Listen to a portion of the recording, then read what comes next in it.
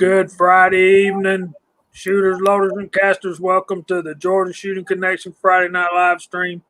Man, we're glad y'all here, and I'm glad Chico's here. We've got a guest tonight. We got MCK with us, Mr. Marks with us. We've got the Scotsman. Surrender is on duty to keep us in line.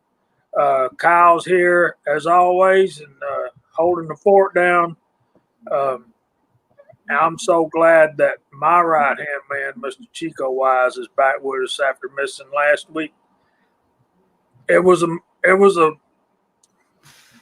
wreck, man. It was the wreck of the Hester, as my mama used to say. We're glad you're back, brother. So start us off like you usually do, man.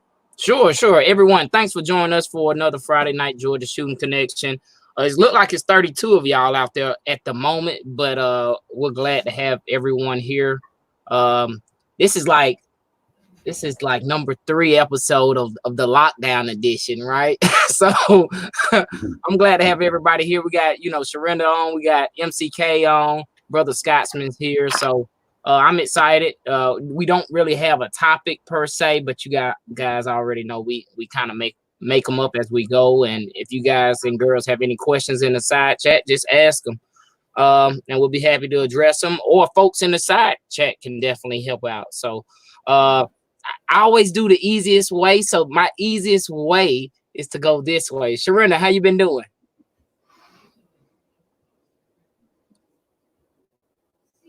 Now that I figured out how to turn off mute, I've actually been doing good. Just keeping myself entertained. Nothing much. Hoping to get a turkey, maybe. Fingers crossed. Good luck.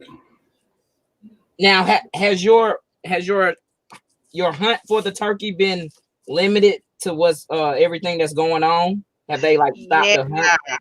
So where I was going to hunt at was going to be in the next state.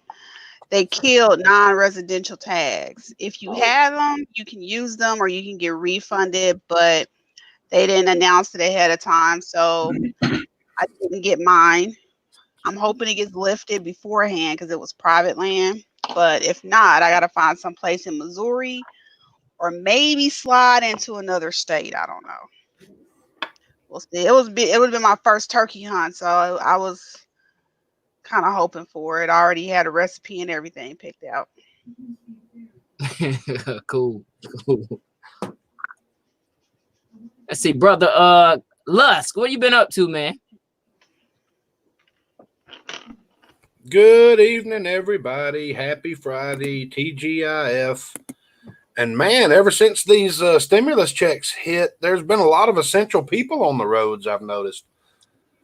I'm doing great. Still going to work every day and fighting all the idiots. Real busy weekend this weekend. I got to finish up the fence repair. Been working with the pool. Got a family member with a bunch of trees down that we're going to amass an army and assault it with chainsaws and pickup trucks and trailers tomorrow. Cleaning up from the storms over Easter Sunday. A lot of the area up north of here got just ravaged. Did y'all hear about the East Brainerd area up there by Chattanooga? Oh, it's gone. It is gone. I'm going to be real busy tomorrow. I'd love to meet up with you guys. I told Idaho to give me a call, and we'll see what we can do. But yeah, tomorrow's going to be busy. I got a busy weekend. We got some projects in the works, and we got to get them done before the rain comes in on Sunday. So that's what I'm doing. Scotsman, what's up, brother? Not much. Good to be here. Been a rough couple of days. We'll leave it at that. But good to be here and best part of my week.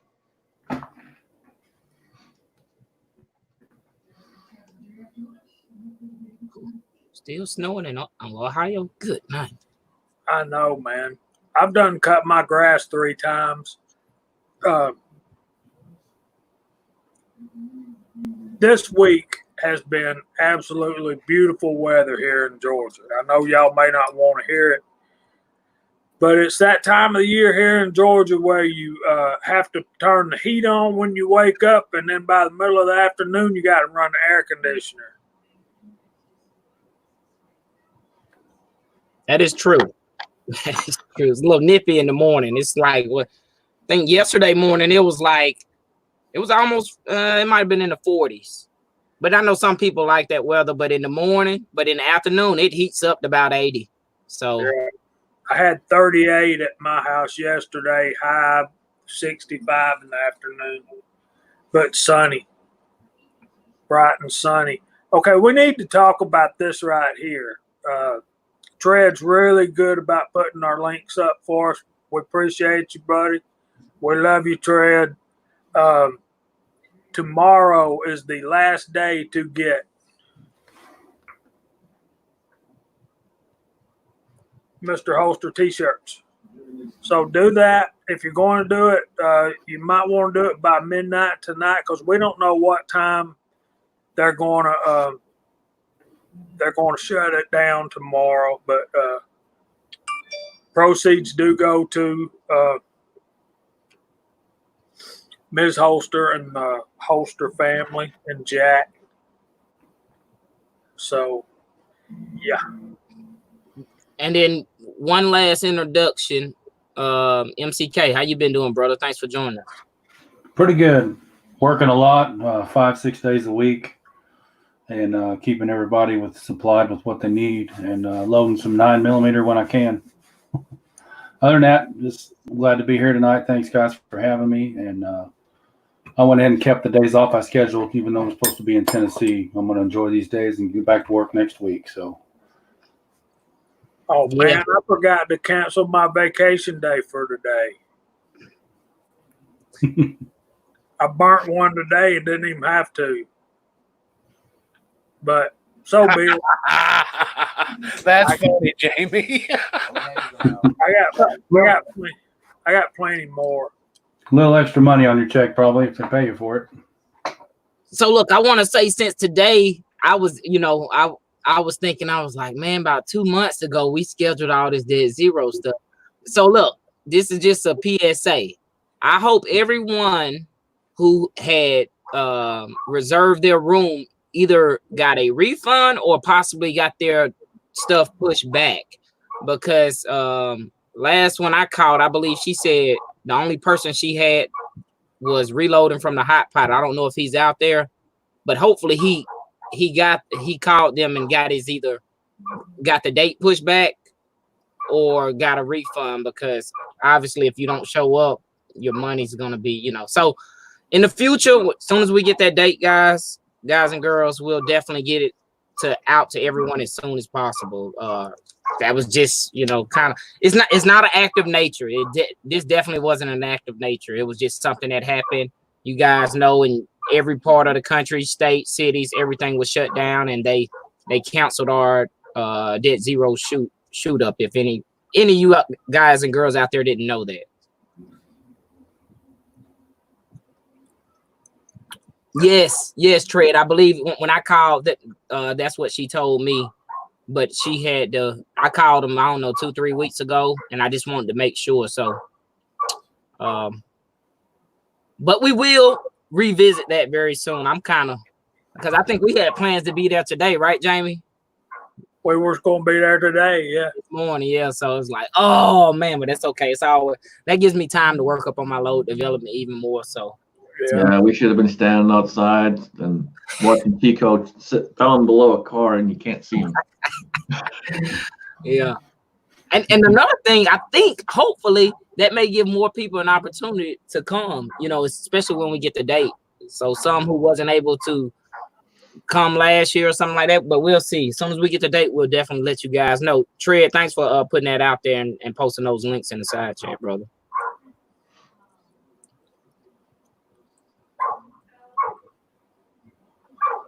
Gonna be a blast, guys. Gonna be fun. Yep, the more the merrier.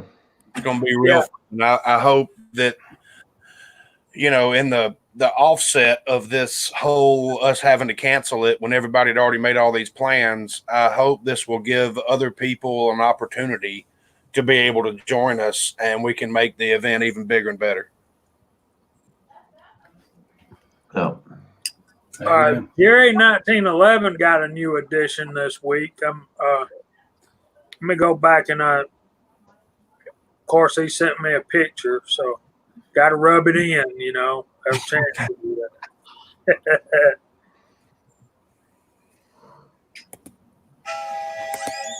So I'll go back and find that. Here it is. So just for And from what I understand, Mark has a new addition too. We'll talk about that in a minute. But the Big Boy X 357 lever action is one I've had my eye on. It's actually a Henry with a side loading gate. So I'm assuming the X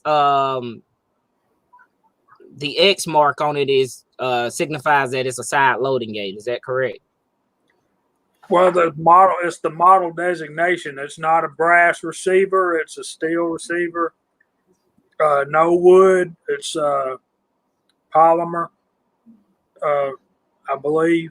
Or it may be wood, just painted. It's all black. Jerry, I think, Jerry will have to correct me, but I think it comes with a rail already on the receiver. I'm gonna have to Google this one. Yeah. See if you can find us a picture. We'll show everybody. So tell us, Mark, what have you done? Well, I'm pretty sure you're referring to the 20 gauge adapter. Well, actually, I was referring to a bolt action. Oh, 30-06. Yep. It's But you've had for a little while. Yeah, it's my buddy's 30-06 and working up some loads for that. So far, they're going pretty good. I've only had one trip to the range with it, so I'm kind of I'm not sure what I'm doing yet, but I got 2 good loads and I need to redo them and confirm those loads. That'd be good. Yeah. I thought you sent me a text that you were buying it off of him. I am. It's going to be mine for sure. So I've had it for a while, borrowed it, and we went ahead and talked about it. So, yep, it's going to be mine. He's got a whole case of, I believe it's, the M1 Garand clips.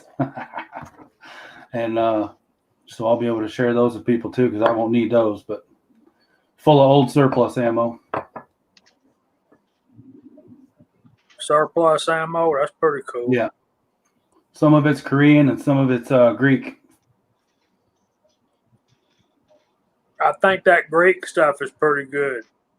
Yeah, one of them is definitely reloadable. I don't know about the other yet.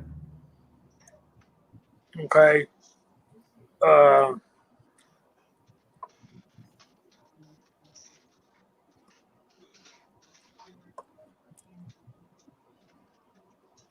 Sharinda, if you can go there and click on share screen and show us a picture, I'm going to put the link in the side chat.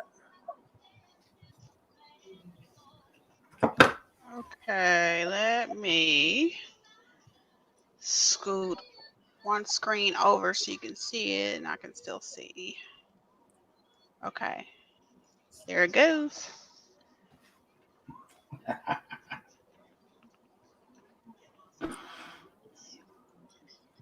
There you go, boys. It does not have a ramp on, doesn't have the thing on the top, but it does have this notched out here for a bipod. And it looks like you can still load it from the tube also. I think you can. That's one of the things that I really like about it being a hunter. Yeah. Is where it's awful handy to put those to load your shells through the side gate when you get back to the truck, turning that tube and dumping them all out at one time. Maybe it's just me, but I don't think lever action should have Picatinny rails on them. I played with one of those at mine and Jamie's favorite local gun store, And I was like, man, this is awesome. It's a tactical 30-30. Yeah. Yeah, but this one's 357. Uh-oh. Yeah. Can you run that thing when it's on the bipod? Say it again. Can you run that thing when it's on a bipod like that? Or I guess if it's long enough you can, but Yeah, you can't have like a 3 or 4 inch bipod. You're gonna need I would think at least I would probably go for an 8-inch. But yeah, you can run it. Is that the one that I have to say, man, it shouldn't have Picatinny rail because the lever action is supposed to be designed to rock and roll. I know they did that for certain reasons. It's kind of like the way we still have to put warning labels on hair dryers saying don't use them in the bathtub. Well, but minus the Picatinny rail looks good. Oh, they're really one? Scotsman. Have you held one yet? No, not yet. Oh, they're very fine rifles. It feels like you're holding something, and it has the tactical factor, which is what's appealing to everybody. So, I've never needed a laser sight or a light or anything like that on a lever gun, but there is that option. I think that's threaded too. Is it threaded? Yeah, it looks like it, which is kind of cool. That is.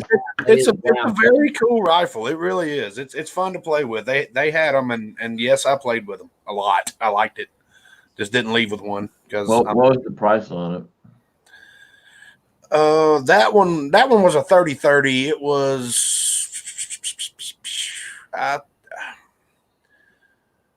Oh God, it's been a year or two. I think it was like $479 or something like that. Well, this one is $970 on the manufacturer's website. Dang. So you could probably find it for around $8. Yeah, I made it way wrong on that $479 thing, but it was just a 30-30. It wasn't a pistol caliber. And Jerry got that right. What length is the barrel? Sorry. Let me go back on the specs on that one.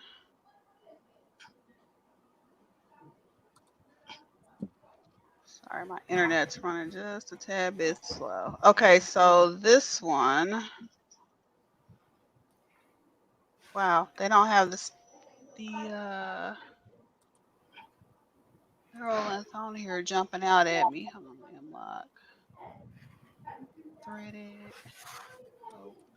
You know what? It doesn't say on the website. It looks 16, but could be wrong. Yeah, that's what I was gonna say. It looks like 16. I Is that the one Trees? Is that the one Trees and Gun Guy was showing off? I'm not sure. Trees of Blowing did a video recently, and the Gun Guy up in Michigan did too. I was just curious. It's a 17.4. All right. 17.4. Perfect for in the brush, running around. Yep. Drilled and tapped, scope ability. I'm trying to see. It's got the fiber optic stock. I seen him say that. It does have a threaded barrel. That is correct. 5/8 by 24 threads on it. Large loop, M-lock, Picatinny rail. At least it's M-lock. So Red Raider joined us. Okay, we've been here almost 25 minutes. Chico, you want to run down the side chat? I definitely will. Here we go. I'm scrolling back up to the very first one was Tread at 7:52 p.m. We got Tread. We got Vanessa Kitty. Daniel God is my judge. Jeff, 10-man, Squatch Reloading. Daniel God is my judge. William C. Chaplin, hey brother, 6-shooter Texan. Crazy Scotsman's on the panel with us. Uncle John, Kingpin, Broke Loader, Floyd Hicks, Idaho Rogers, USMC, Jerry 1911, Chris 338, Jeremy Gunslinger, Pink Shears on the panel with us, Andy 79Z28, We got Thoughts of an Old Soldier, OL1 guy, Andre D'Angelo, Tacos and French Fries, James Pollard, Edward Petty, Single Shot. MCK's on the panel with us. There's more of y'all out there. Wow. Russ Brumbelow. Sorry if I messed that last name up. Thorzax, Uncle Jim. Somebody else I seen. Let's see. Kingpin, if I missed him. Six Shooter Texan. Fuzz T Fork. Tom O's out there. He know I can't say his name, so I always say Tom O. Let's see more. Blue Hiller 260. There we go. We got more of y'all. Red Raider Reload and Jesse B Outdoors. Lead Mining 44. They come in spurts. And I think I got everyone. If not, YouTube be playing some games. Have y'all noticed in the side chat on these live streams, you used to click on a person's icon and you can go straight to his page. Right. I thought that was just me. Those options are no longer available. It's just report and block. They've been removing a lot of stuff lately. Yeah. I know you guys have noticed it too, but a lot of times you don't see the live chats popping up. You have to go to the actual person's channel, and if you know there's a chat, to get to the chat. I've been seeing that a lot too. It's stupid. Brother Rebels here too. And Tom O said it's Mike Olafson. I should be able to remember that easy. Okay, thanks, brother. But yeah, they've been changing some stuff. Live stream. It only, to my knowledge, it only happens in the live stream. If I'm in a live stream and somebody say, "Hey, I got this person," I used to click on their name or their icon, and I can go to their channel and subscribe or something. Now those options are no longer available, and it's been like that at least a week. So. Yeah, they've been screwing with us now for probably at least last month. They keep changing stuff, and the studio's about to switch over to whatever they're updating it to, and you won't have the classic studio anymore. Right. So that sucks for live streams, because if I say, "Hey, we got MCK on here," anybody's not familiar with his channel, if I post me being that I have a wrench, I think I can post his link. But if you just seen him comment, you can't click. It's stupid. So I can't do it on any video, so it's not just chats. You know what I mean? Okay, so they took it off of the I think so. Yeah. Okay, we got some comments out there we need to address. First of all, way back there, Vanessa Kitty, a solvent trap is that's kind of a black market silencer. It's kind of something you need to Google. Yeah, it's something we probably shouldn't even be talking about, but it's not a manufactured and tax paid silencer. It is a solvent trap. Google it. Yeah. It's real easy. A solvent trap is basically an untapped silencer, suppressor, whatever you want to call it. You can order one and then file your paperwork for your tax stamp, but you cannot drill it. I mean, this is very important. Do not drill it until you get that tax stamp back in your hands. Uncle Jim just said it in 3 words. It is jail. Yeah, it's real tricky. So I'd say, there are Form 1s you can do, but I wouldn't mess with it until you get your paperwork back. That is the route that I was gonna go, because the suppressor I was looking for has been out of stock since December.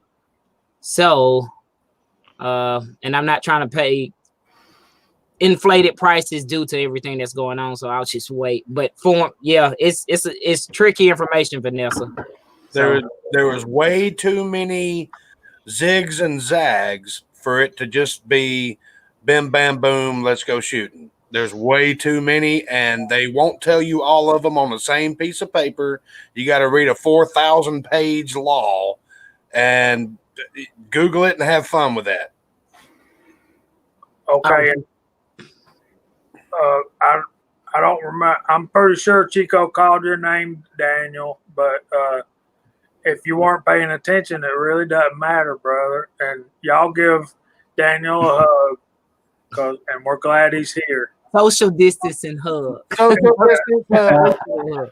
Dan, you know we love you, brother. But I do recall. But thank you for always for being here. Yes.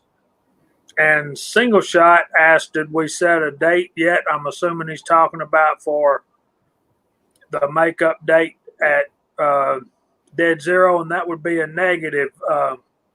Scott Insight Freedom is in constant contact with them. Me and him both are on their email list, and when we hear anything at all, we'll be sure to let y'all know. But I just don't see it being a whole lot longer, guys. They're starting to talk about reopening the economy and so forth and so on. So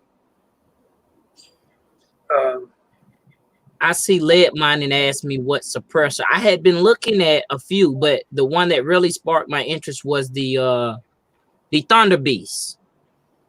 The Thunder Beast, and seen a lot of reviews on it. And there was another one that came right in line with the Thunder Beast.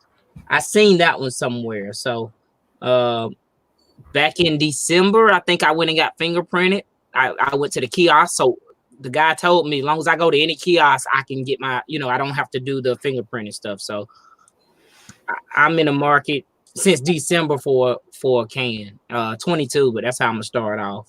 Oh, 20. I was going to say what caliber. Yeah, 22 starting off. And ironically, I don't have anything threaded that's a 22. But that's what I shoot a lot of, That's what I get my son more involved in shooting. But he'll shoot with the hearing protection on. The can would be so much cooler. You're a mechanic, dude. You know good and well between the two of us, we can thread any barrel you got. I know, man. But that's why I was like, yeah, I'm definitely gonna do the 22 first. But a lot of people, I've inquired about the Form 1 stuff, but it's real icy ground, if that makes sense, man. Inquiring about that stuff. Me too, bud. But the plus side about filing a Form 1, from my understanding, it takes about a month to 2 months for the paperwork to come back. Well, it's changed a lot because mine was in layaway prison for a year. I was thinking that we needed that person that went through those 30,000 emails from Hillary in 4.5 hours. They need to be doing Form 1s instead of looking at emails. Yeah, that's the wait, hold up. Form 1 or Form 4? I get them mixed up. Whichever one, when you make your own, that one comes back like a month to 2 months or something like that. So, but it could have changed because everything is going on. So, Mike, that's Rebel. He says the Thunder Beast is a great suppressor. Yeah, I've seen a lot on it. I'm trying to be outside. I'm trying to do the Uncle Jim, just like open up my door and be like, Chico, no, I know where you live. You can't do that. Hey, I've done that with some CB shorts with no suppressor. Well, I must say, I live about, as the crow flies, a quarter of a mile from the county jail, and I've done it. Oh yeah, these are great rounds. Okay, so it must be the Form 4 I'm thinking of, Jerry, because the Form 1 is for the regular suppressor, correct? When it's already manufactured. Yes. The Form 4 is when you make one or something like that. So, did we miss some more questions, Jamie? I knew there was some more up top, or maybe we did answer them. No, I was just wanting to give Daniel some love. He needed a hug, and then he accused Kyle of pinching his butt. So, wait, what? I had it up on the screen for 10 minutes, Kyle. now, you say I'm pinching his butt. What the hell's wrong with you? Now, I did say, well, see where Fuzzy said Ohio gained a new caster, and his name is Daniel. So does that mean that I thought Daniel was already casting? Does the Scotsman know? Squatch. Squatch? Yeah. Squatch is No, Daniel. I thought Daniel was already a caster. Daniel? Yeah, Daniel just picked up the stuff. Okay. Well, congratulations, brother. I think you'll enjoy it, man. But then again, that's If you he just did a video today, and you can see some of his Freedom Nuggets. that's awesome. And I know Jesse B's been doing it up real good too, man, on the casting. I seen one of his videos where he had his stuff look like a lot of ours, where you got containers of bullets in the back, and that's when you know you crossed over, when you start getting stockpiling bullets like that. Because bullets are hard to buy right now.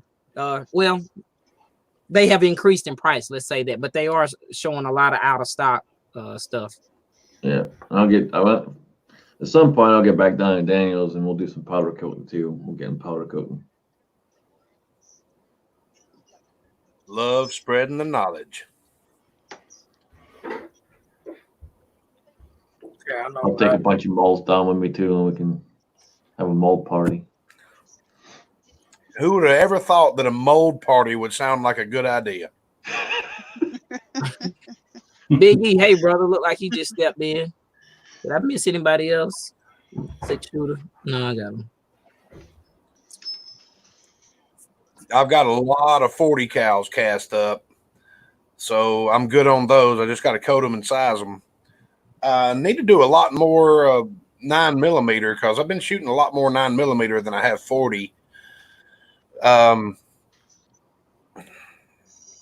probably going to get the 44 Lee mold, truncated cone, and the 9mm going at the same time next time I fire up the pot, and just empty it about 2 or 3 times.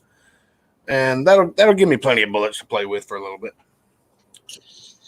Yeah, I've got some I need to do some powder coating this weekend because I've got to send out a few packages for people to try out some stuff. Let's see, Thor's says casting sure takes a bite out of it. Yes, that is absolutely correct. Thor is a big proponent of being self-sufficient when it comes to our reloading stuff. You know what I mean? And he's messaged me and we've talked before. It's like, you'll enjoy it as far as it does feel good not to be in that to be that consumer that has to buy from the local stores, if that makes sense. Because I think my cast will shoot just as good as, maybe not as good, but still very comparable to the stuff that's bought in the stores, and they don't even have that big old price tag on it on top of that. So and it's very relaxing too. Very relaxing. Satisfaction whenever I got a lot of satisfaction when I first started reloading, as far as like, I made this and I shot it and I didn't blow my face off, right? But then when I started casting, and I was like, damn, I cast this bullet, then I powder coated it, then I reloaded it, then I shot it and I didn't blow my face off. So it's definitely a plus. Soldier, don't leave me with the children. Don't leave me with the children. Thanks for stopping in, old soldier. Good night, old soldier. Good night, brother. Hello, soldier. So Big E's going in casting in a big way. Ordering them a Lyman Mag 25. Dang. Got 60 pounds of lead. So Missouri Bullet Company sells lead. That's what I'm taking from that? Ozark, hey brother. I don't know who would have the hey Ozark. I don't know who would have the better price on lead, whether it be because Acme sells bulk lead, Roto Metals sells bulk lead, Missouri sells bulk lead. You would think they would all have to be kind of like gas stations. They'd have to kind of price it about the same. Yeah, you would think. I know recently I bought some of Acme's lead, and when I bought it the last 3 times since then, the price has increased about $10. Yeah. So, but you can buy if you need it, you need it. Well, that, and you can buy it formulated to whatever you want to cast with it. clean. Yeah, you don't have to worry about smelting it. That is the plus, and that is the price thing. But I know last time I bought it, which was like a year ago, it was a little cheap. It was about $10 cheaper than it is right now. So yeah, they've done the work for you. So if you're not scared to do the dang work, then you can alloy your own. So yeah. And Squat said at $275. I think it was right at about $2 last year when I bought it. But there's other options.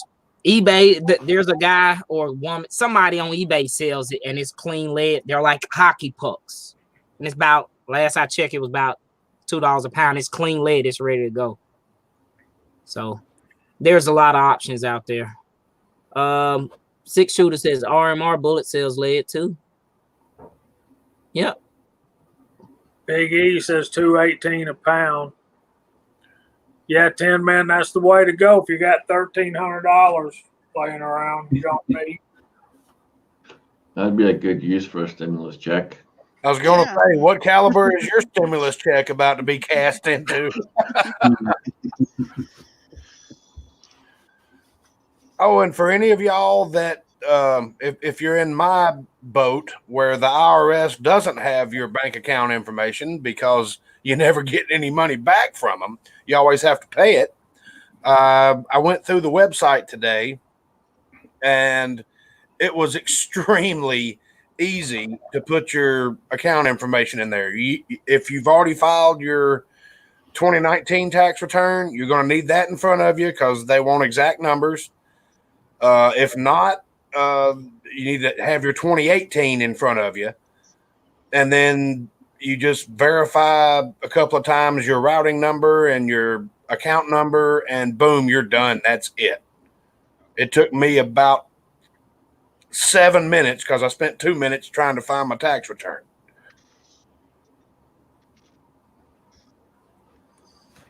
That's a pretty decent deal right there, Andy. Yep. Lyman number 2, 14 pounds, $27 shipped. Yep, that ain't bad at all.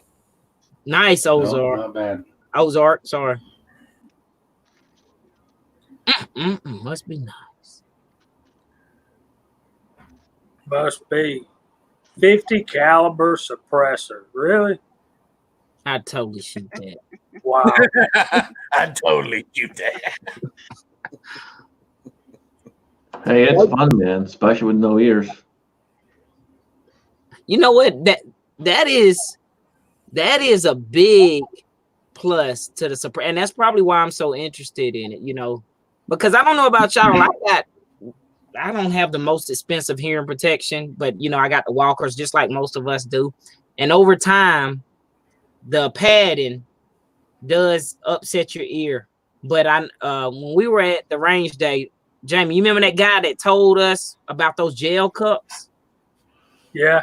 He was like, you just buy them off Amazon, eBay, rip them off, and it makes it more comfortable. But like the Scotsman said, it's something about shooting a suppressor because you don't have to have ears, or you don't have to be. I wasn't talking about suppressed. You just, no ears. Oh, no ears at all.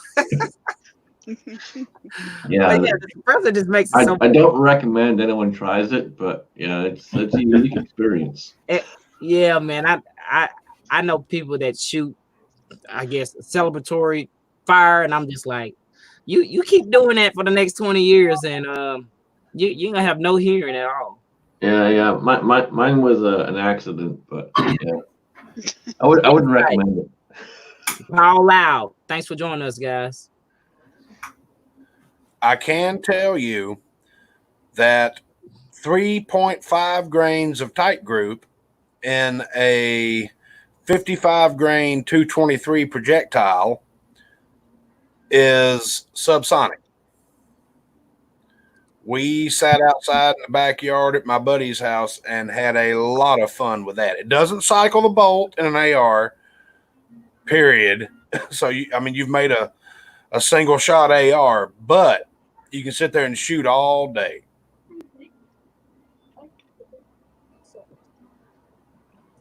The first one, you're going to want to break it down and look down the barrel, make sure the bullet's not still in there. But yeah, hopefully you can see it hit a a piece of paper or something. Well, it's going to be way low. It's going to be a lot lower than you're anticipating. Right.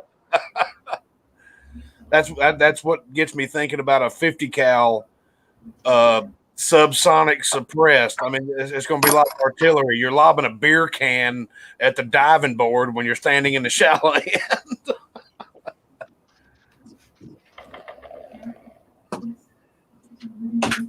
Right on, Lakeview. You too, bud. Desert Eagle 44 mag. Yes. There's Jim Midday. Welcome, brother. Welcome. I'm glad to see everybody. It's been a strange week at work, and it's good to just kick back and relax and chat with you guys. It's awesome. Thanks, everybody. So, insights out there. I don't guess we got any more word from Dead Zero. We were supposed to be there today. So,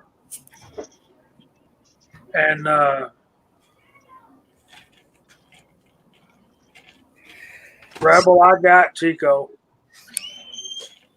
Yeah, I know. I posted, I don't know, about a week or two ago on Discord in the deals, because I think all of the stuff we're a part of, sometimes if someone posts a deal alert, you need to check it quick, because especially given what's been going on, I seen stuff go quick. But Jamie hooked me up, and we all do that for each other. I think one time I found some powder real cheap, and I called Jamie, like, "You want any of this powder?" So that's the good thing about at least all three of us being in the same general location and stuff like that. But the biggest thing I seen primers missing is the small rifle. I seen almost every other in my local stores. I seen almost every other primer there except for the small rifle. So Jamie put me on a link, so to speak. And all my friends call me a hoarder. Yeah, you gotta buy it, man. You gotta buy it.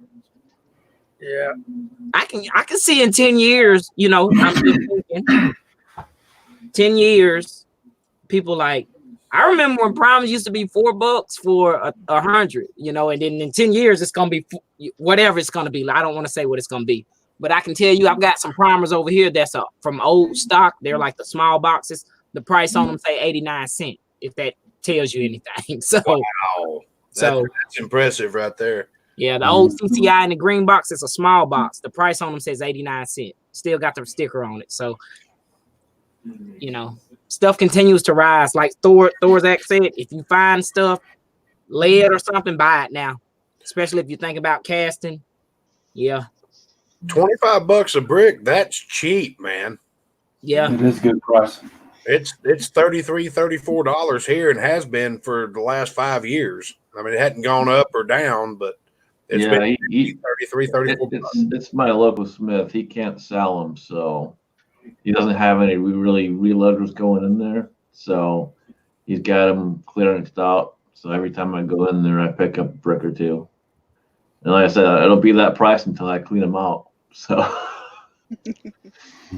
Oh yeah, I'd make good friends with him. Hey, buddy, what we got on sale today? Send me your address, Scotsman. I'll send you a check. I'll take 1,000 of everything. That and powder is $18 a pound. Yeah, I mean, you can't go wrong with that at all. So whenever I can, I'm picking up little bits and pieces here and there. Yeah, I got lucky on some S&B. I'm Go still ahead, Kyle. in my stash, so. Okay, Red Raider, do you not watch our show? I could have told you that. I've been screaming from the mountaintops for almost 2 years now. Yeah. Remington primers suck.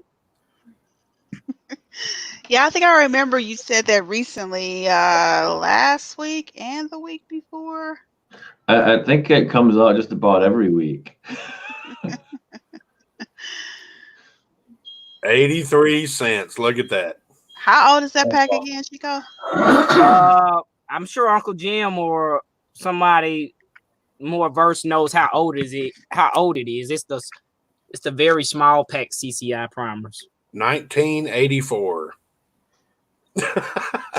Yeah, it's old, but they pop.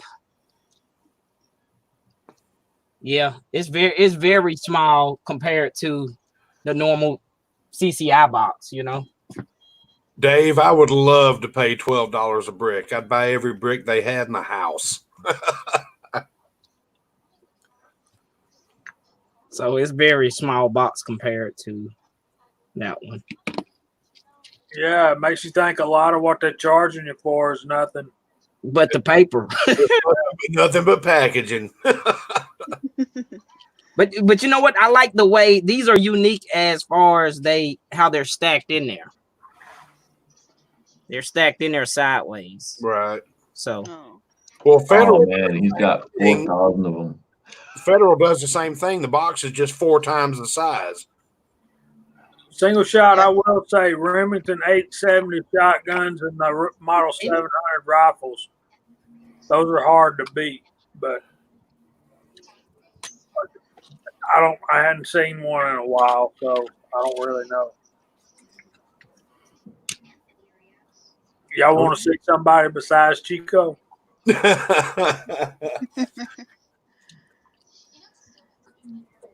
Yeah, my mug's not all that.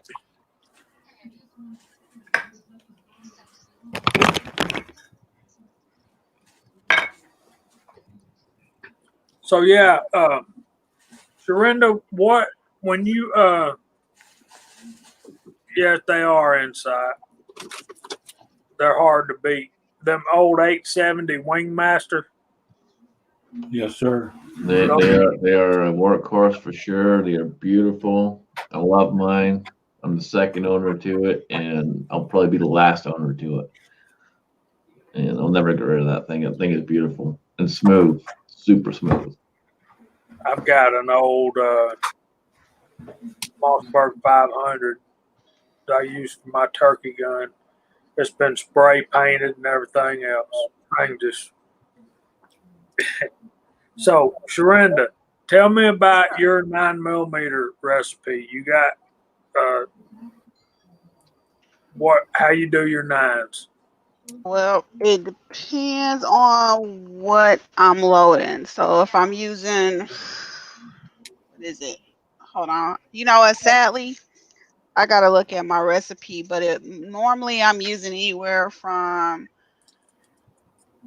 3.7 to 4.1. It depends on if I'm loading berries or casted that are powder coated and what grain I'm loading. So I have like maybe 5 different recipes that I'm using, possibly 6. I'd have to grab my notebook, and depends on what I got, what bullets I got to load. Like I haven't loaded the Acmes I have right now. So I'm not even sure what I'm going to use on those, especially since I can't go test them. Tight group. Yeah, I got a tight group. Hey, and the reason why I said it, I just recently shot some. Were they Acmes? No, they were FMJs. Actually, they were hollow points that Uncle Jim sent me some 147s. And I like the 147, which I've never loaded 147. And I loaded them up, and they are dead accurate, especially with not a lot of recoil. Yeah, and I know I don't do 115 unless they're given to me. I typically stick to 124 or 147 grain. Damn. What powder options you have? Tight group. That's the tight group. Yeah, I prefer tight group, but I haven't ventured out to many powders outside of Hodgdon. So after the pandemic is over, I'll probably venture out into different products just to see if I feel a little bit of difference in it. But all of my 9mm, no matter what grain, is always tight group. Is there any other pistol powder available locally to you, Sharinda, that's besides tight group though? No.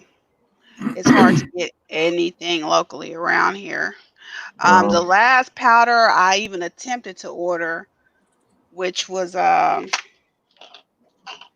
gosh, I ordered it. The order went through, and they ended up canceling it, telling me it was on back order. What was the brand? I think you said Unique, but I could be wrong. I think it was Unique. I wrote it down, but they canceled my order. It went on back order that quick. So only thing I Keep could your get eye was out for kite root. WSF. Keep your eye WSF. out for WSF. Yeah, it's a good one for 9. I was gonna say a Lion Power Pistol. That's my preferred 124 grain bullet. That's my preferred powder. Yeah, and I also got some hollow points that I wanted to load, but they were from Accurate Bullets. I haven't loaded those yet either because I don't even have anywhere to go test them right now. I prefer tight group in 9mm. I have shot the CFE pistol in 9mm, and to me, the CFE pistol gives more bang for the buck, and shoots. It's got more velocity. Hey, Kenny, what's up, my brother? Hey, Eagle. Hey, Eagle. Hey, brother. Accurate number 7. Yeah, there you go. Thorzak's put it up there. Definitely, that's a good one too. Accurate number 7. Okay. Yeah, I've got some of that. I might try anywhere that. from 6.3 to 7 or so. I mean, you're using a little bit more than some powders, but it does great in my Kel-Tec Sub 2000. Okay. Yeah, and I also got some 45s that I need to load, but can't test those either. All the ranges are closed here. Yeah. I've got a lot I want to test out too, and it sucks. So I thought that whenever the order came from our president and the GOA, I thought they opened up most of the ranges. And the reason why I say that because mine are open. It's based off your city too. Some of them open, but it's based off the state, not the federal. And I was reading that somewhere too. So the ones that are open is usually it's limited. Yeah. Like I was talking with Insight, and they're limited to 2 hours a day. Yeah, and it's usually during hours people are working. My range is open, and they when I called them to speak to them, they were like, "Yeah, we're open, but for members only." I was like, "Well, thankful I'm a member." You know what I mean?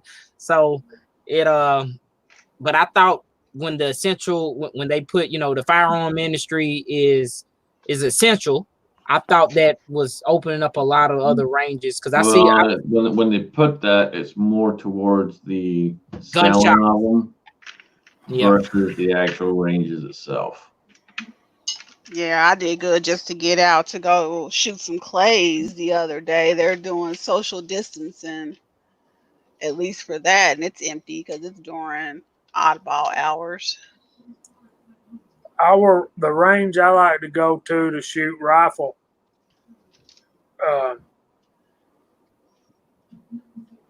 is run by the federal government, and it's closed. Yeah, DNR runs mine. I haven't checked on them, but I'm pretty sure they're closed. Yeah, we have some some unmanned state ranges, but oh my goodness, it was horrible. It was over saturated there with people. Yeah, any of those are going to be open for sure. They'll be packed. Wow, we've got a lot of different guys using a lot of different powders in 9mm. Clean shot. Man. Sorry about that. Go ahead. Who I step on? I was going to say clean shot. Shooter's World's good for 9. It is. I think one day I'm gonna have to find me some True Blue because Tim Man uses that a lot and he likes it. So, who is that made by? I think that's Western, but Tim Man will let us know. Hey, Echo. Echo and the Bunny Man's out there. Welcome, brother. Also, another one, I don't have a lot of experience on my groups, but N340 from Vita Vorti, it works great too for 45 and 9, so it's kind of a versatile powder for me. I scored 8 pounds of it a couple months ago. I definitely will, man. I'm gonna be looking for it. I think I sent you a message about that, Chico. What the Vitavori? Yeah, it ain't been in stock since I got it, so it flies off the shelf as soon as it hits. Hey, Rigby.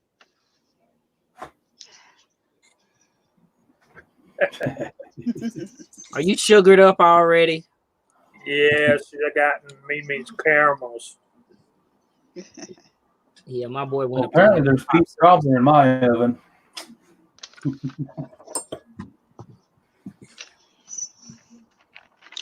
Yeah, I had me worried there for a second. I couldn't find my notebook with my recipes in it. I found them. Anymore, the most I can do is, or the least I do is get one of those cards, and as soon as I make a load, I write it down on the card and put it in a box. So at least I got some form of record, because I've been known to load up something and forget to write it down, and it was a good one, and I don't remember what it was. Yeah, I write it down as I go, but I don't have a chronograph. That's on my wish list for this summer. Yeah. Get the insurance. Just make sure you get. I was gonna say, make sure you get the insurance. Right. Yeah, that's one thing I didn't definitely made note of that from y'all is make sure I get some insurance. Join the club.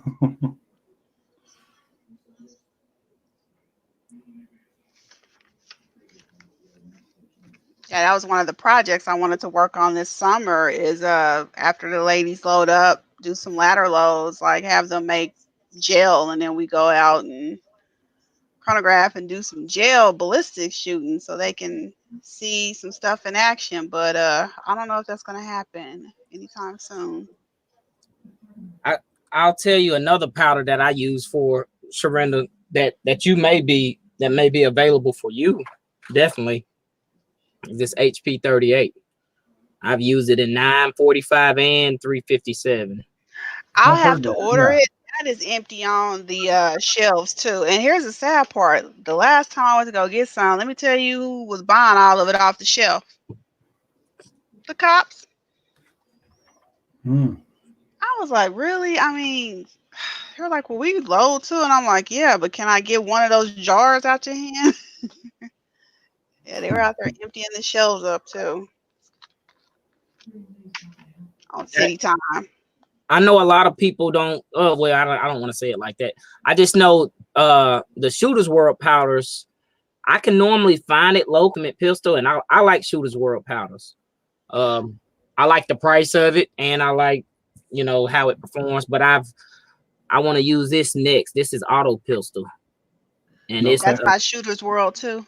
Yeah, that's Shooter's World too. So I was going to ask, and I don't know if you guys know, but they got multiple rifle powders, and I was going between precision rifle and I forget the name of the other one. Tactical rifle. Yeah, they've got a few of them. It was the 2 precision ones they have, and they got 300 blackout too, or 300. Yeah, it wasn't for the 300 blackout. That's the tactical, I think. It was a precision. I have to look up the other name of the other one. Or match rifle. Thank you, Idaho. I didn't see a whole lot of difference between the two. They both load the same calibers. So I was wondering if you guys know what the difference is, really. Well, I think the precision, somebody needs to correct me if I'm wrong. I want to say it's either 335 or Varget, comparable to those numbers. Let me get the manual out here and see what it says. So between the two for precision long range, Which one would you guys go with?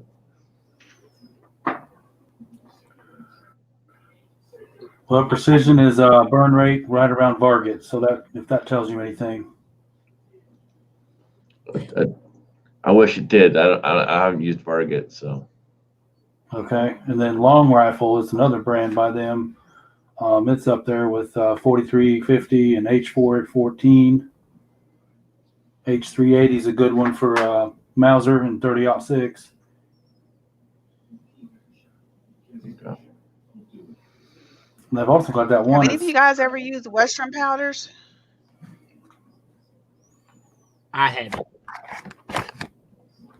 I think Jamie's used that ram shot. I haven't had any personal experience with it. Yeah, I've heard a lot of good things about ram shot. I haven't used it personally either because I can't find it locally. But I will at some point get some online. Ramshot Silhouette is a very good powder. It's like Tight Group. A little goes a long way, but the problem is you have a very small window. I'm talking like 3.2 grains to 3.6 grains is max in a 9mm. So I can't remember exactly what it is, but it's a very small window. You better have a good powder measure or just hand weigh the charges. But it's a spectacular powder, and it's pretty dang clean. Okay. Hey, Chico. Yes, sir. On the Shooter's World powders you have, are they the really super small micro sphericals? The one that I've used, I haven't used the I recently got what is it, heavy pistol and major pistol. I haven't cracked any of the, but the one that I use looks just like the ultimate powder. It looks just like Tight Group to me, and it's like on the bottle it says, let's just say for 115 grain, which I don't load 115 grain, so 147 grain 9mm with a Hornady XTP. It says powder charge 4.5 grains. But as always, it says start low, 10% low. But I think some of their powders are like the extruded stick powder type stuff. Yeah, some of it is blackout is, I think, yeah. Yeah, this one is strictly a pistol powder. We're not saying that you couldn't use it with a rifle, but I don't have enough experience like that. But the reason I ask. Oh, you said what now? The reason I ask is what powder measure, or are you just dipping them out? Yeah, well, I have dipped it out when I'm first doing loads, but I use I just use my Dillon powder measure, and it's fairly consistent. And I haven't really had, within a 1/10 of a grain, they're super accurate in my experience. Someone messaged me that on Instagram, asking me what other kind of powder measure I have, and that's really the only powder measure I have. But my next one is going to be the Brad Smith. There you go. Yeah, that's what I was getting at. They meter really well in the Brad Smith, even that super small stuff. So the spherical powders. Yeah, and that clean shot, man, it's like a super small flake. So is WSF. Now, clean shot is who? Is that Shooter's World? Yep. Well, I haven't shot that yet. Oh, I see it at the top right here. Yep. But I like, for Scotsman, I like Varget. And the one that's comparable to Varget is, like he said, the Precision. Okay. It's on the same line as far as the burn rate chart. And the match rifle, I think you said that, it's comparable to CF223. And I recently purchased some of that at the local gun store, but I haven't used it yet. So okay. As much as we talk about Shooter's World powders, you'd think we'd be getting a sponsorship. Well, we're frugal, so I go for the price, and I think when I bought that first one, I bought it at a gun show, and it was I see a lot of people want to know the price sometimes. This was like $17, $17.99 when I bought it. I love their the the biggest reason I was asking about the rifle powder is because I found the 8-pound jugs for what I think is a pretty decent price. It's like $160 or something like that. You know, that's a pretty good price for an 8-pound jug. So Yeah. I wanted to get a good feedback before I pick up 8 pounds of something. Hey, Scotsman, what caliber are you talking about? And That'll be from the 6.5. Okay. You might try that SW4350 because that right there is actually a lot like the 4350. So I think it was designed for that since it was really popular, if I'm not mistaken. Yeah, I was going to pick some of that up as well for multiple things. I love the heavy pistol, and the blackout is similar to. I think it's closer to 335 than it is, or is it CFE 223? It meters. It looks like the exact same powder. It worked real good in 300 blackout. I've had a lot of good luck with it. Cracky, how much vargate you got at the house? If you don't want it, I know somebody who likes it.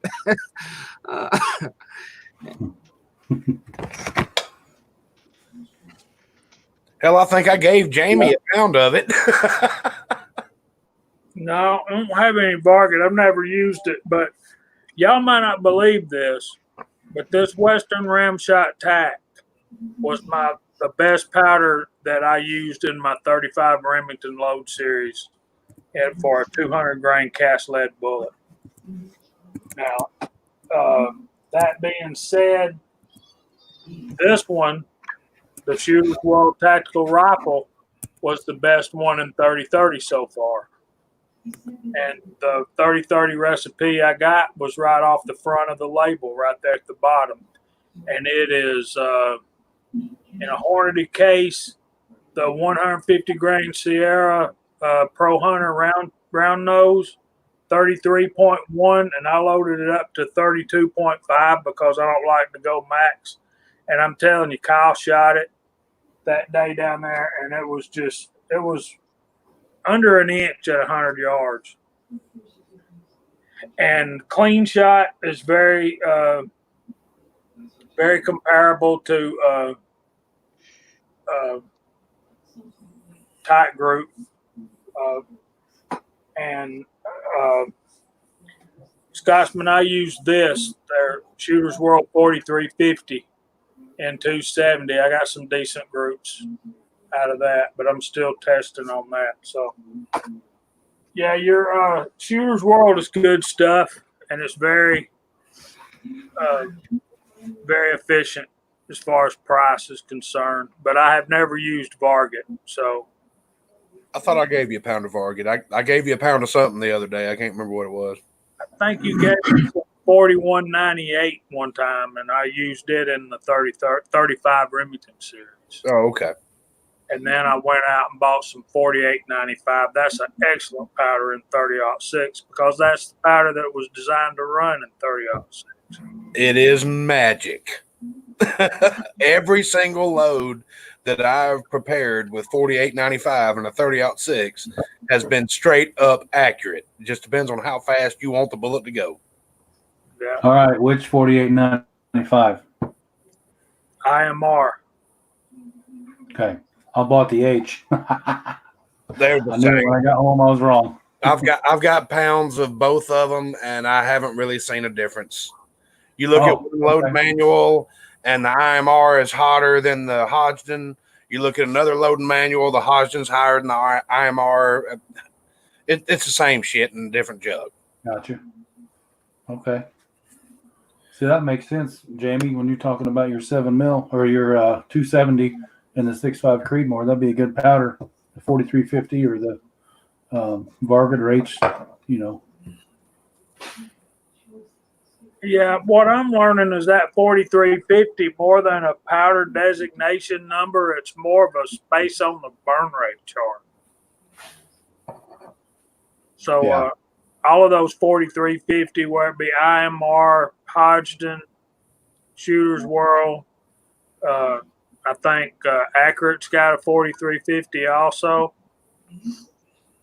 I just think they're not all the same on the burn rate chart. The data is going to vary, but I think all of the 4350s will be excellent in long range stuff. PC Bullet Empire's yelling H. He likes the Hodgson stuff, obviously. And who am I to argue with the Emperor? Jamie, you remember I was telling you about the deal I missed out on? Yeah.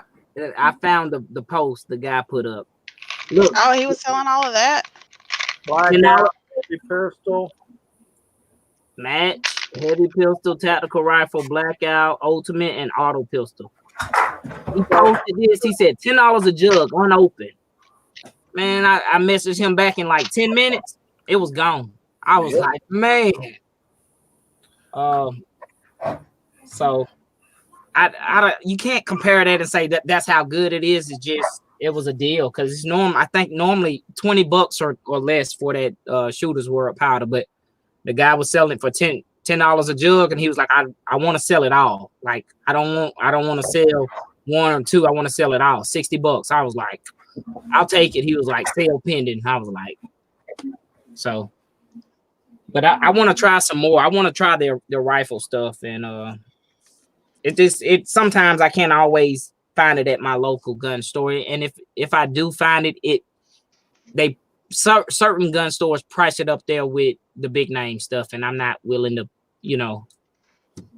it's good stuff. Don't get me wrong, but I feel like there's a small amount of gouge there. If that makes sense. When you know you can get it cheaper elsewhere. Correct. Which you want to support those small local gun stores, and you're like, no, buddy, sorry. Hey, Chico, when turkey season's over, I'll take a press down, come over to the house, or I'll pick you up on my way down, and we'll go down and play around on the picnic table and shoot across the lake and have a little fun. Just reload them while we're there. It really cuts down the R&D time a lot. Oh yeah, we definitely do that. I like to stretch the legs on the Dirty Ruger anyway. The Dirty Predator. I need to change that name. That sounds weird. Dirty Predator. That doesn't go too well. I know, the Dirty Ruger. How about that? Dirty Predator sounds wrong. H335 worked really good in the 35 and the 30-30, if I remember correctly. You have to get you in the ice cream truck, Chico, and you'd be all set. The 35 and the 223. We shot some H335 one day, Kyle, out of my 223. And I need to shoot that more, man. It's just, I still ain't got 200 rounds through that AR.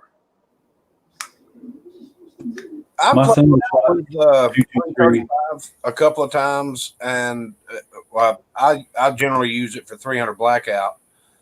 It works pretty good.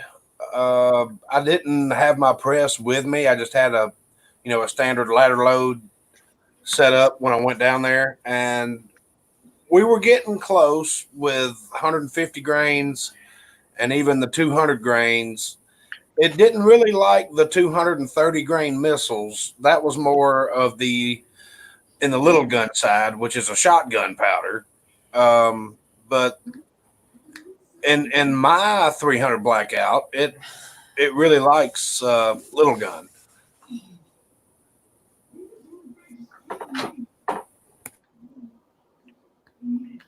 I compared the 335 and the Shooter's World tactical rifle and the single shot 223, and I got a better group with the Shooter's World. So I'll keep going with that as soon as I can. Well, are you using an AR or a bolt gun or a single shot? Single shot. Okay. Yep. 55 grainers. And I think it's got an odd twist to it. It's either 1 in 10 or 1 in 12. I have to do some research and look it up. And what are you shooting out at, a cast bullet, Mark? No, it's FMJ. and soft points, but I think I tested both with the FMJs. You said 55 grain. You probably could almost go a little less on the weight too with that twist rate, right? Yeah, that's where I'm at. I'm not sure what the barrel is, but yeah, I'm still playing with it. I'm going to try that precision rifle and the match rifle. Going to be my next two purchases. I've got some 30-aught loaded for the precision rifle. We'll see how they do.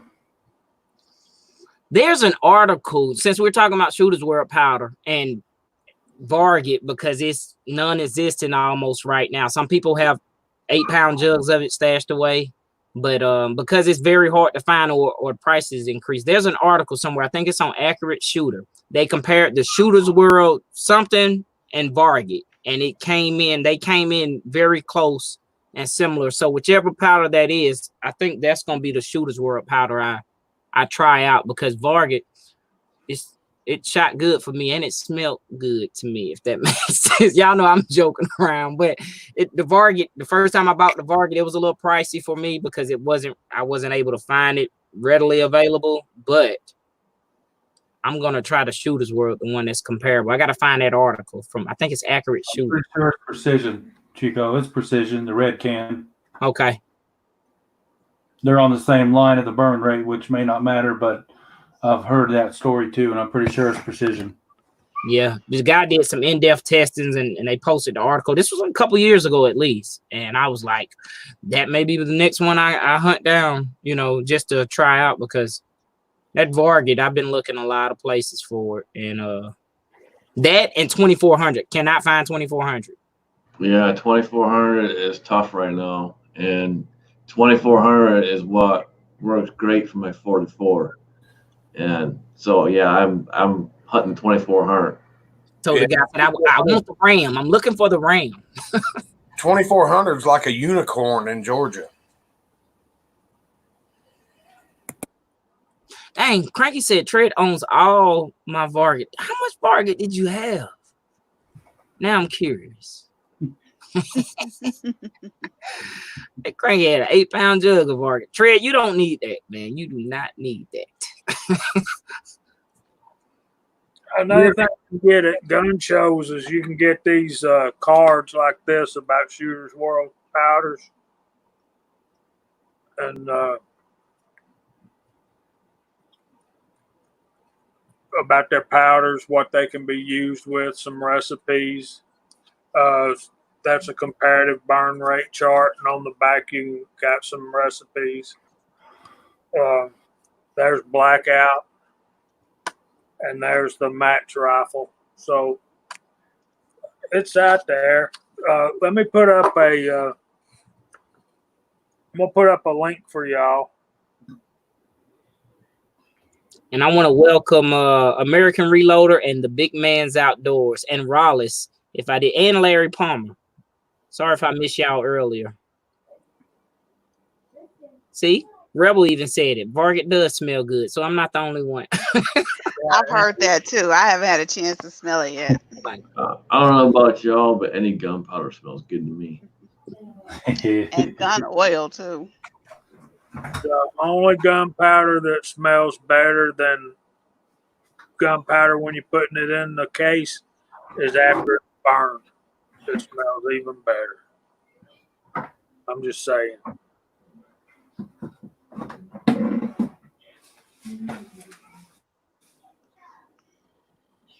Can you flash Jim's post for me, Jamie? So I can jot that down. It scrolled real fast on me. There it is.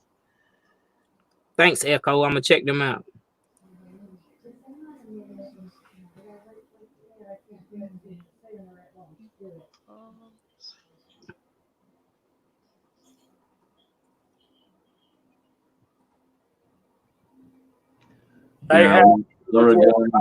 Black powder does stink pretty bad, but good old regular gunpowder smells good. Jim Madej. That one? Yes. Yep.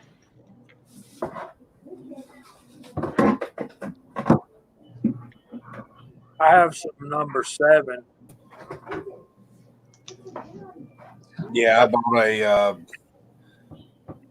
It's not an 8-pound jug. It's I think it was a 7-pound jug of accurate number 7 when nobody could find powder for anything. I found it at a gun show and I just picked it up. I actually really like it.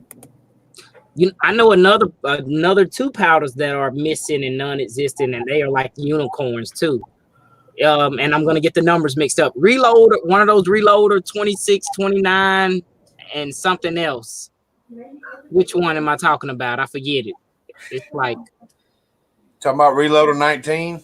Maybe that's it. And I thought it was a 26 that's good and it's hard to find. You can't find it. Maybe 26 or 29.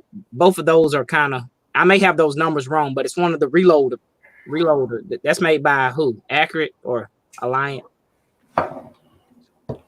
JRB, he was telling me, he said, if you can find this Chico, pick it up. He was like, I ain't been able to find it in years. I'm like, dang, that is a unicorn, definitely. So, but I go to my big gun store that's a local one to me where I'm a member at, and they've got all the other reloaders. They got like Reloader 15 or I don't know. They got a lot of those different Reloader number powders.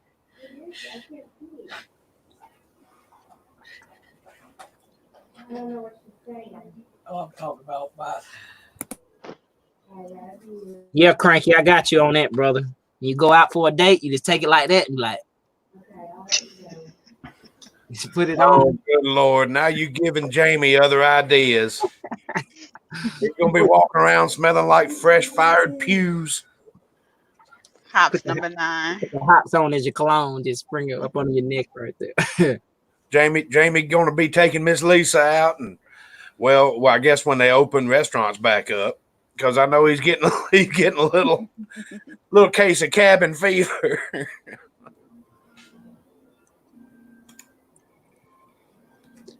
There you go.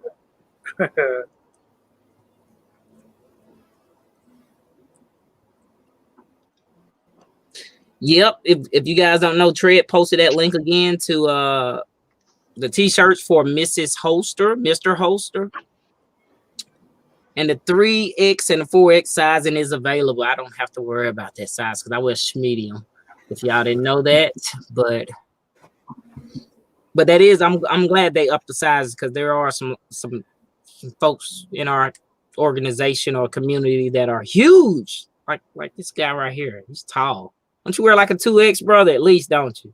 No, I just do an XL. I could probably do a 2X, but I usually just do an XL. Great compliment. I don't like to have so much hanging down. Right. All right. So now I know why you guys are so insistent on using Hoppy's number 9 instead of mixing up Edged Red, which is cheaper and works better. That is red. Like number 9. That is red. Of somebody be thinking you don't worked on the transmission, Jamie. That's what it is. Yeah. Transmissions all day. Oh, I really got to get some new glasses because Liberate did not look like Virginia when I glanced at it. Wow. Yeah. I think I've been staring at a computer too long. And Chico, what's wrong with pulling transmissions all day? Nothing, but you don't want to be walking around and like, hey, but how many cars you worked on today? Especially when you don't already had a shower, you don't want to be like, hey, how many transmissions you pulled today? Well, it's better than smelling like synthetic 50 weight in a big truck. Or gear oil for that matter. That's what I'm talking about. Yeah. Gear oil, nasty. I think, what is it? Burnt gear oil. I think last week, let's see, well, not last week, this week here, was it Wednesday? Tuesday or Wednesday, I can't remember which night it was. We had like 5 changeovers, which means I'm climbing inside a press, changing up punches and buttons and stuff. And you want to talk about smell of oil, man? That we on that particular press we use 170 weight, and that stuff stinks. I was reeking of it. Yeah, I tore the rear end out of one of our tool carts, the 2-man tool cart. Man, I stunk like that for days. Soaks into your hands. Mm-hmm. You guys carry on. I'll be right back. I got to refuel on my fuel. Yeah, that stuff will get you, man. Do any of you guys remember the positive traction lubricant that they made from whale oil back in the day? Oh boy. I remember hearing about it, but I never knew what exactly it was called. I just thought it was kind of gross. It's an additive for the rear differentials that was made of whale oil. And if you really wanted to aggravate your parts person, you would open the bottle and hide it somewhere. That stuff smells terrible. It worked great, but God almighty, it would run you out of a parts room in a heartbeat. That's awesome. Yeah, we got one grease we use at work. Literally, it is like honey combined with tar. It is thick, it is dark, and it does not come off the brush easy. Did you say that smells fantastic? No. Okay, just making sure. Oh, all right, because that doesn't sound like it would smell fantastic. No, it smells really horrific. Let's just go with that word. Yeah, that seems fitting. Jesse, I just don't do compressed loads. You got to a target, it seems like. There's nothing like having that cringe when you hear the powder start crunching as you're seating the bullet. I love it. Seems like Varget loves to be crunched.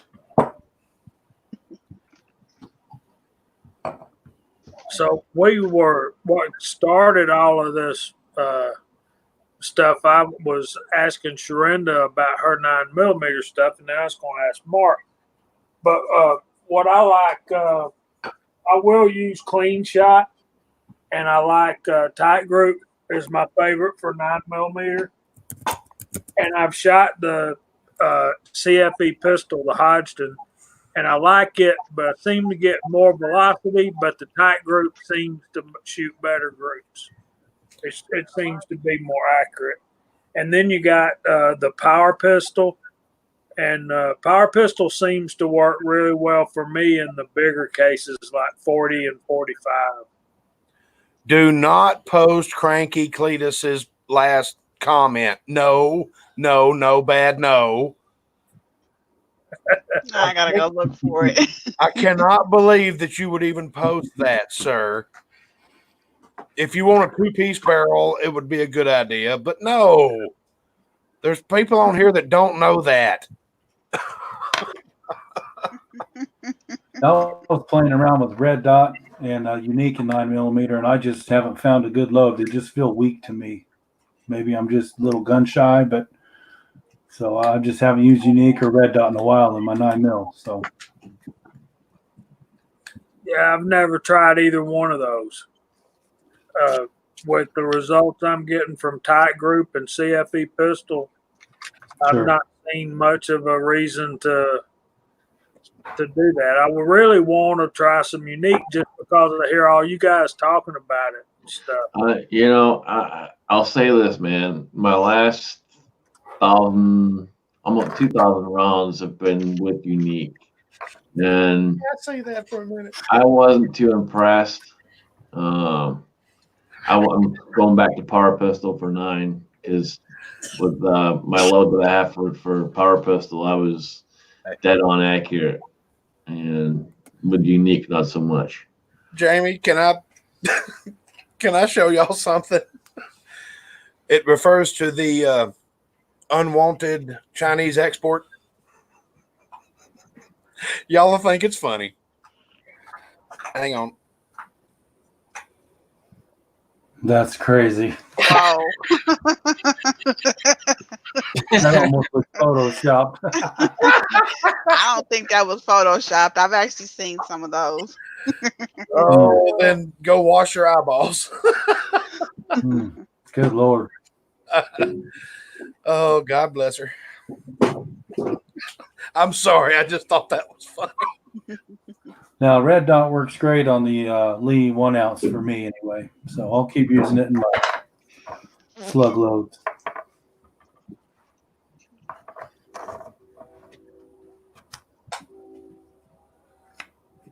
Tim's the dot guy. He needs to come on here and talk to us about dot powders. We need to have a dot chat one night. Yep. Yeah, we Give us some ideas. the Emperor's busy on a lot of Friday nights, but he has a standing invitation. I'm gonna have to track him down, make sure I can get him on here, and we'll just have scheduled time for him to be on here.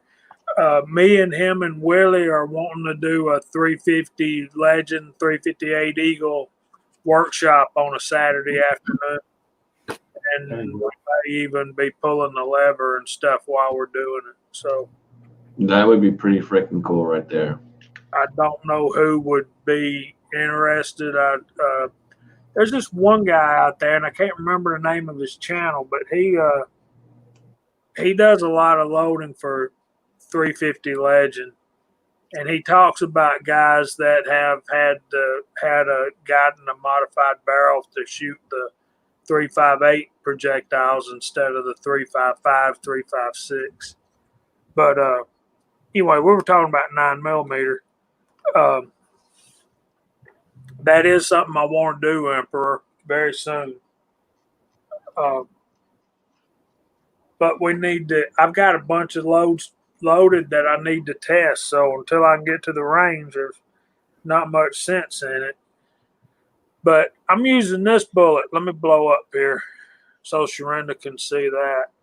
That's one of my favorites for 9mm. That's the Lee 355-124 Tumbleweed. Say it again, faster. No. It's the Lee 356-124 TL.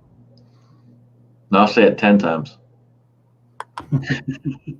Go for it. I just got that 6-cavity mold too, Jamie. This bullet, I like this bullet in 9, and I think you'll like it marking your PC9. That thing is so cool, Sharinda. You got to come to Dead Zero and shoot that thing, man. Those pistol caliber carbines, man. He's got a red dot on that thing, and he's got it zoomed in really good. And I mean, I was pinging it. What was that? An 8-inch plate, Mark? Yeah, I think so. It was a 6 or an 8-inch plate, and at 65 yards, I shot 10 of them. I think I hit it eight or 9 times. Which gun was it again? Trigger. Sub 2000. Kel-Tec Sub 2000. Oh, okay. Yeah, those do look pretty sweet. What color? One gun. It's the black one. The black one. I wouldn't mind having the what do they call the gray one? I call it the gray one, and I know that's not the right color name for it. FDE maybe. Is that what it's called? Is it gray? Yeah, it's actually gray. A ghost gray or something? Maybe? It's kind of like I call it the paint on my car is called Destroyer Gray, and that's the one. That's the color it reminds me of. It's almost pewter like, right? Yeah. Oh, that's cool. Like matte gray. Charcoal, light charcoal. And see, at the same time we met up, Mark had his Sub 2000, and Josh had his Ruger 9mm carbine, and the two of those things were just. I got a Scorpion, but it doesn't have any bells and whistles on it. It's still got. Well, no, I do have a cheap red dot for it and a cheap magnifier. That thing's nice. Jamie, that bullet feeds great. It doesn't have a fat ogive. I mean, you can just go to town with that bullet. That's what I like about it. Yep. And what's that mold number one more time, Jamie? 356124 TL. 4TL. And that was grooved, wasn't it? Echo says it's urban gray. Urban gray. Okay, yeah, that's the one. I like the color. Hey, preacher, welcome, brother. Glad you made it. Hey, preacher. That Ruger PC9 carbine is like, that thing's excellent. That sub 2000 is excellent. And the Emperor said he had the high point. I got a friend that's got a high point in 45. Look at Chico showing off. No, this Willie Bullet Man sent me these. These are the Lee 356 120. I like this. It's a truncated cone. Heck yeah. And that's a nice bullet that I've grown to like. I don't have the mold yet, but I think I may be getting one soon from someone. So it is. I like that. I think these weigh right about 124 after they're powder coated and stuff like that. Yeah, that's it, Jerry. That's the exact number, Sheree. Oh, thanks, Jerry. But Mark said, don't do nothing. Don't do nothing you'll regret. Like casting? No, just look at the private chat. Look at the private chat.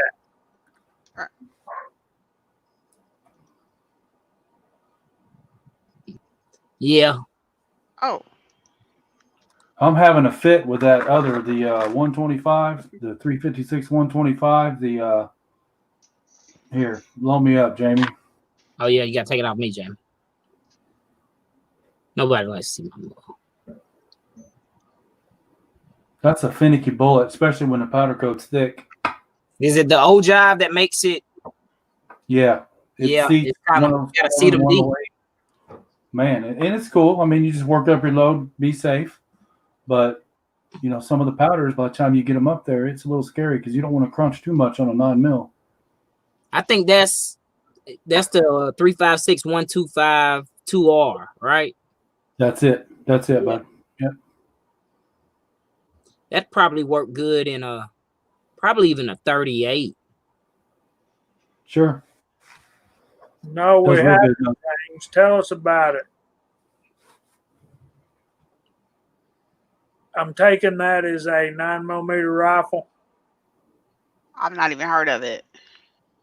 Probably a carbine rifle. Huh.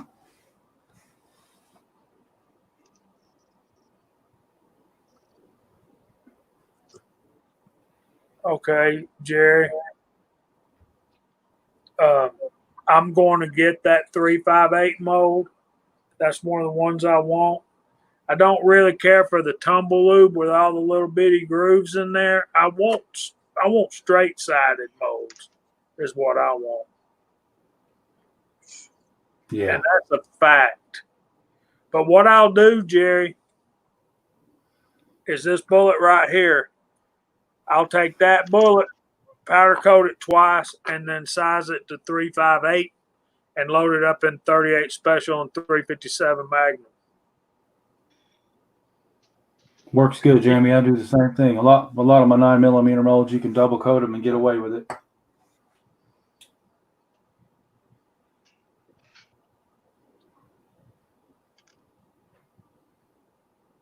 So are you Hey, Jamie. Yes.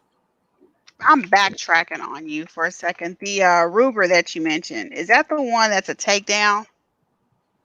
I believe it comes in a takedown version. It's very similar to the 1022. Yeah, they're takedowns. They come in two different styles. You can get the smooth handguard stock, or you can get the tactical. But yeah, they're takedown. Okay, because I actually shot one of those. I just couldn't remember if it was a takedown or not. But Yeah, they're takedown. They come with kind of like a backpack style thing. You can put them in. But you can find them anywhere right now. If you look, you can find them for about $450. Yeah, next gun I get, I want it to be a 308. I don't think I want any more 9s.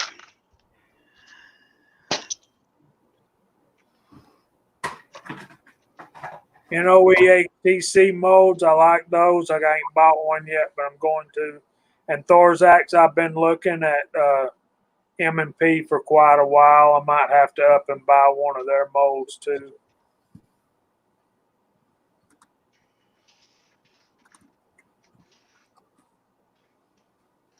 Yeah, a while back, Uncle Jim mentioned getting a chamber reamer. I think we ought to just pitch in, get one, pass it around, and clean up our chambers and be done. Yeah, seat them so deep all the time on the 9mm.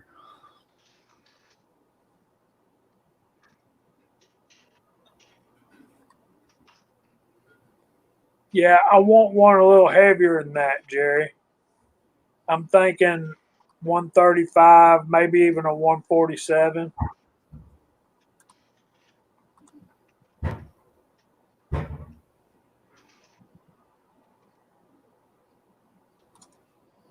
I'll have to check, but I think I might still have some 135 sitting around.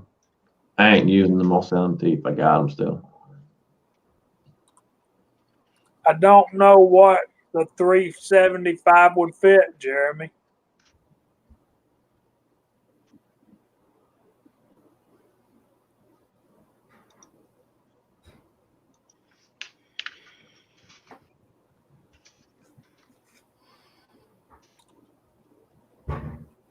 Yeah, all the chambers are different, that's for sure.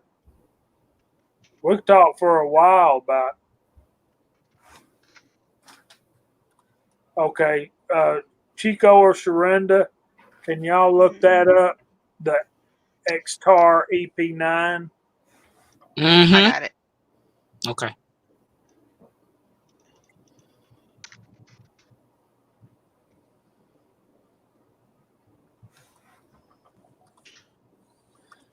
That's one of my favorite powders, Preacher.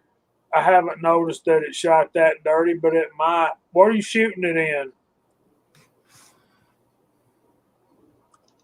I know what he's shooting it in. He's shooting it in a Ruger M77 bolt action in 357.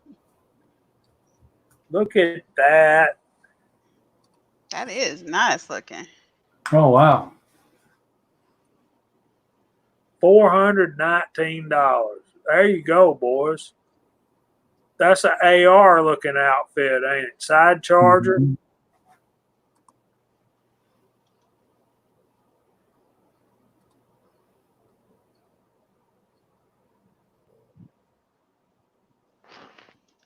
Curious what kind. Okay, uses Glock mags.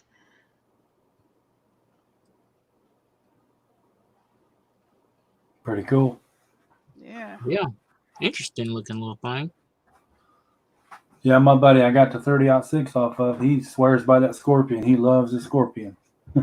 Yeah, I'm a little partial to mine too. We like to me and the ladies Well, play with it. We like to refer to it as the tech driver. well, There you go. You know, it's a CZ. It's going to be a tech driver. Yeah. We woke the giant. Heck yeah. That's a good looking pistol there. That is pretty nice looking. I never even heard of this one until 5 minutes ago. Yep. That's a good looking little contraption right there. Now, Lakeview, I have seen that PC charger lately. I have not. I've not shot one.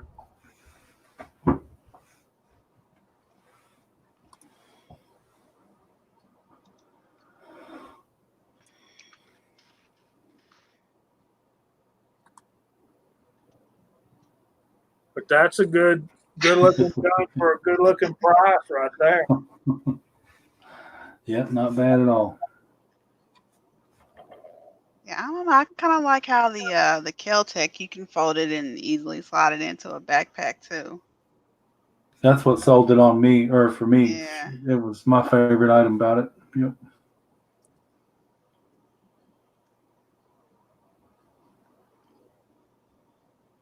Made in Arizona. Sounds like a line from a song, doesn't it? Yeah, but Maybe Lead Bullet Junkie can be our guinea pig. Let him have us tell it how it is. there you go. Yeah, that's a very interesting thing right there. That's pretty cool.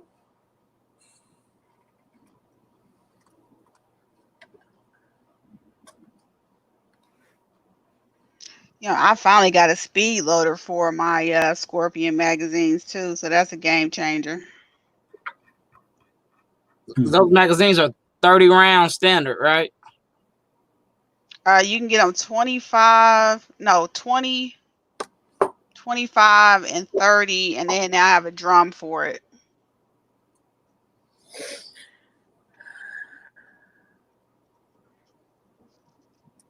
I don't know what would be lighter. Uncle Jim, I have no clue. Bolt hold open. Go to that website. Maybe Sharonda can copy. I still have it up. Copy. Or you want me to copy the link? Yeah, if you want to put it in the private chat, I'll put it up there. I think I can do it. Y'all can go check that out and see what you think. I noticed that it had lots of little red circles with pluses in there for you to click on to check out the different. Yeah, you got it. There you go, guys.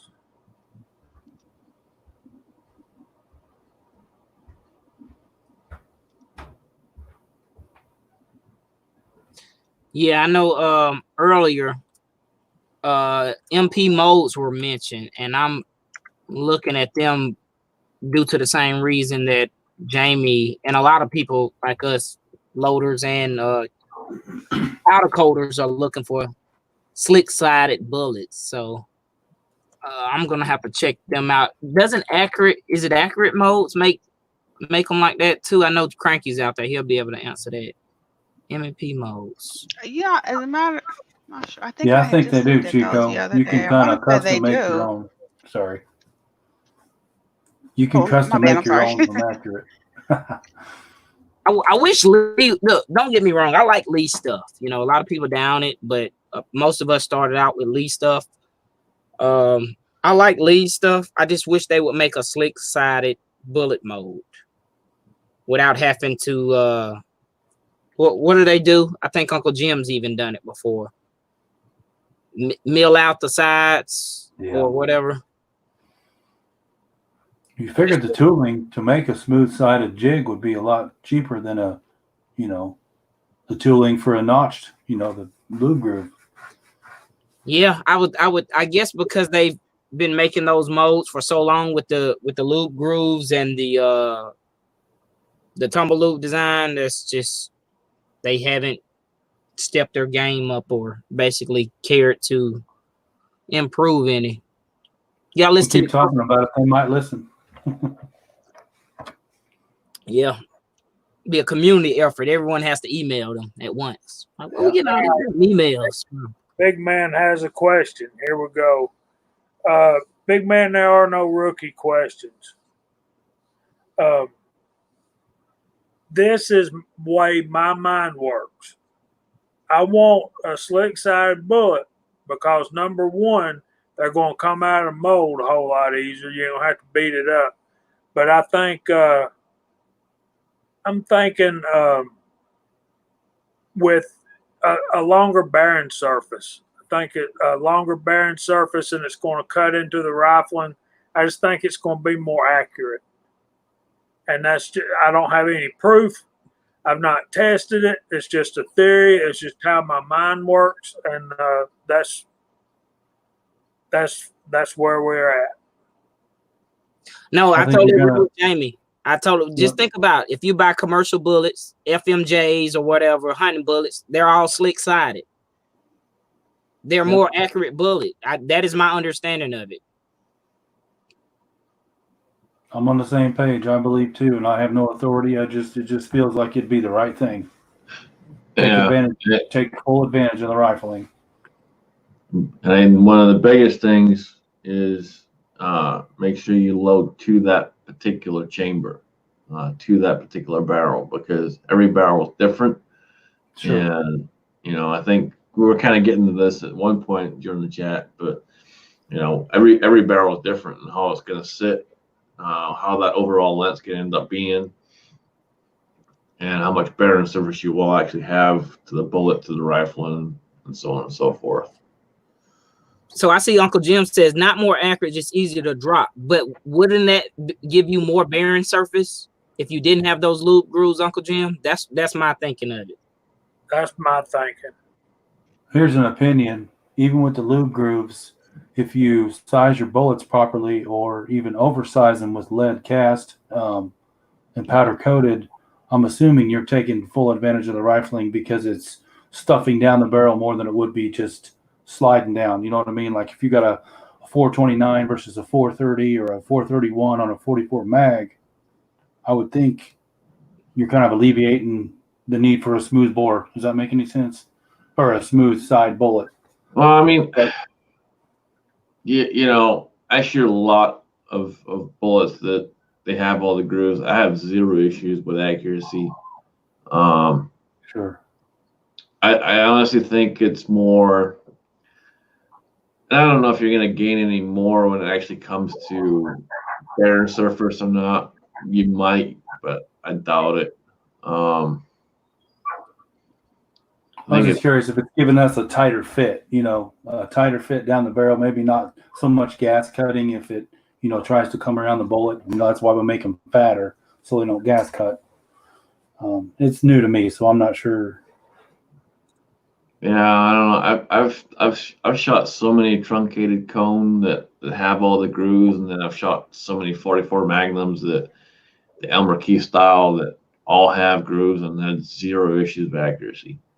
Sure, and they got a fat groove too for the pan lube style. Yeah. Yeah, it's. I think honestly, it's come down more to loading it for that particular barrel more than anything. Sure, tailor it to your gun is the key, no matter what bullet you use, I guess. And Thorzak's point too: learn to shoot, dummy. Quit trying to engineer accuracy. Just learn to shoot. So yeah. And I'm not saying I'm right. I'm just saying I've had really good luck with the truncated cone, with the loop grooves and everything. And I've had really good luck in the Elmer Key style bullets. And that's why I ordered that particular mold, because I love that round, how it sits and how it shoots. I have zero issues with it. It was some good comments out there from some veterans out there, like Uncle Jim, Thorzak's, and PC Bullet Empire said not necessarily true that about the slick-sided bullets, more bearing surface, et cetera, et cetera, et cetera. So I definitely appreciate it. That was my thinking, and then again, I like to think. Oh, sometimes I overthink stuff. So mainly it seemed like what Uncle Jim was saying. They drop better and they just coat better. There you go. I stand corrected. I'm definitely not a professional. I'm still a rookie myself, but we're coming very close to the end of our time. Jamie, I'm going to start doing my outro if that's possible. Is Kyle still here? I seen that question asked. 1 second, Chico, and we'll get on with that. Big Man Outdoors, the reason for lube grooves is to put lube in before powder coating was a thing. You got to understand, we've only been powder coating bullets for like 4 or 5 years. So all that was done, all those lube grooves, the tumble lube. Tumble lube is made for A-locks and stuff like that. So, yeah. Then the ones with the grooves in them are for a traditional lube with a lubricizer. So there's your link for Mr. Holster. Go ahead, Mr. Chico. Sure. Everyone, thanks for another Friday Night Georgia Shooting Connection, episode 3 of the Lockdown Edition. I know that messes with people, so that's why I say it, just cause. But I'm glad to be back with you guys. I had some family stuff going on last week. And and I'm shooting at the range, not rubbing that in anybody's face, but I'm probably gonna go shooting tomorrow. But I hope everyone has a great weekend. Wash your hands, clean your guns, work on load development if you can. We definitely appreciate you guys and girls. I think I seen about 60 total tonight, so we definitely appreciate that. If y'all have any questions for us, you can email us at georgiashootingconnection@gmail.com or send a message on Instagram on our Instagram page, and that is it. Or you guys got our personal emails more than likely, or our numbers. So thanks everyone. Thanks to brother MCK for being here. Thanks Sharinda always, and brother Scotsman always. Let's wake Kyle up. Kyle, he's not sleeping.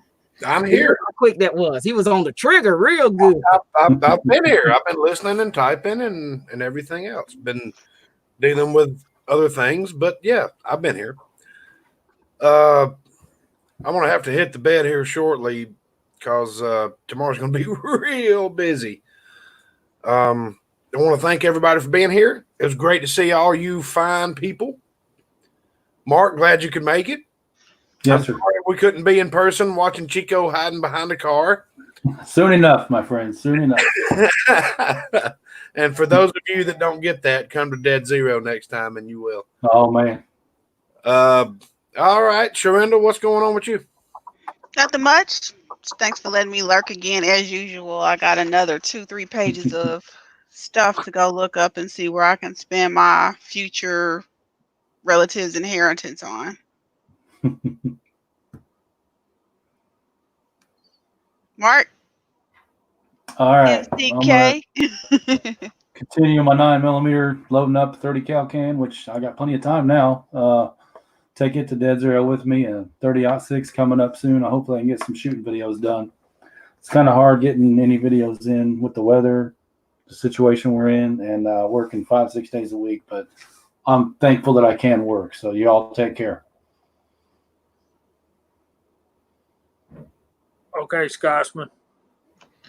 All right. Well, I appreciate it as always, guys. It's one of the highlights of my week for sure. Always being here, hanging out with you, and seeing everyone out in the side chat, interacting with you guys. Definitely a huge part of my week. So thank you to everyone for jumping in. Thank you for the invite as always. And Trad, thank you for throwing the link out there for the shirts. Guys, if you haven't got one, please do so. Again, I don't know exactly what time he's shutting it off. So if you can get one tonight, try and get one tonight. And it is appreciated. Trust me, Mrs. Holster's doing a lot better. She's in a little bit better place where she has her daughter with her, staying there right now with all the situations going on. So that's kind of helping out a lot for her. But she is definitely doing better. And definitely getting updates from her as much as possible. But if you guys didn't hear last week on the chat, on Sunday, she did get the tree and the rock purchased already for the memorial. We just don't know exactly when the memorial is going to be because of everything that's happening right now. Good deal. As far as stuff coming up for me, I honestly don't know right now. I had a rough couple of days. I'm not going to get into it on here, but yeah, I don't know what's happening at the moment. Okay, Cranky, I'll get in touch with you. Maybe you can come on with us next week so we can work on Southern accents. We would love to have you, brother. Really, really, seriously. Anyway, I want to thank all you guys for coming out tonight and sharing your Friday evenings with us. Y'all are the reason we do what we do. Thanks to our regular guys, Chico and Kyle. Y'all keep me grounded, keep everything going really well. And Sharinda has just been a blessing. Scotsman just does so much for the community. And Mark is our brother from another mother way up there in Indiana. So we are so proud to have him. So y'all check out mine and Willie's video about mold maintenance we did this past week, and see if you can find it. It's on my channel, I believe, and I got a lot of loads tested that I'm waiting to get out and shoot. If the stuff keeps going on, I'm gonna build a range out here at my place and just go out and shoot. So I think that's what it's coming down to. So Just let me know when to be there because I'm essential. I have a permit. I reckon. So, guys, again, thanks for coming out. I want to thank all of our panel members again. Just been a blast. We're in touch. Y'all be in touch. Check us out at the Georgia Shooting Connection Instagram and GeorgiaShootingConnection.com if you want to get in touch with anybody. And we'll try to work on staying in touch with y'all. Check out Uncle Jim tomorrow night. The Crazy Scotsman and Alan B. Pro on Foreign and Domestic on Sunday nights. And Jeremy Gunslinger has been being on Wednesday nights. So y'all check him out if you can. Anyway, thanks again. Y'all have a great weekend. If we don't see you before, we'll see you next Friday night. And y'all tell them